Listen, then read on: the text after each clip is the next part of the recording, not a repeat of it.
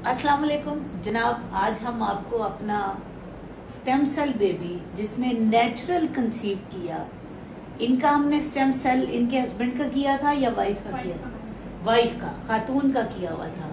इनका ovarian failure था और हमने इनका स्टेम सेल किया। इनका सीरम AMH कितना था? 0.02, परमानेंट ओवेरियन फेलियर। जिसके बाद अल्लाह ताला ने इनको, ये आगे होके दिखाएं जरा, ये स्कैन के अंदर देखें, ये अल्लाह की रहमत से अल्लाह ताला ने ये इनका बच्चा अलाइव एंड हेल्दी, अल्लाह की रहमत से 13 हफ्ते का बच्चा है।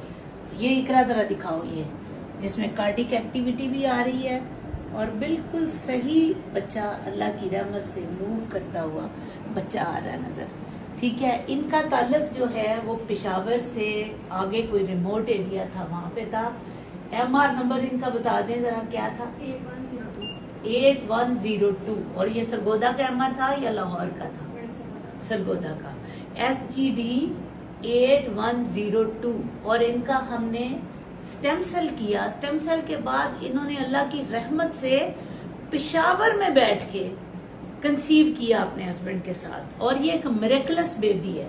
मैंने आपको इसलिए दिखाया है कि आप लोग ये समझते हैं ना कि जी वो एक डॉक्टर है चुनड़गंज का, जिसने ये कहा कि जी जनाब ये एक टीका लगाती हैं जिसकी वजह से प्रेगनेंसी पॉजिटिव हो जाती है और फिर उसके बाद कुछ भी नहीं होता, उस टीके की वजह से हमल नहीं बनता।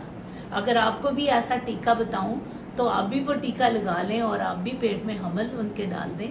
ये जब तक अल्लाह की रहमत ना हो, अल्लाह ताला एक्सेप्ट ना करे, उस वक्त तक ये पॉसिबल नहीं होता।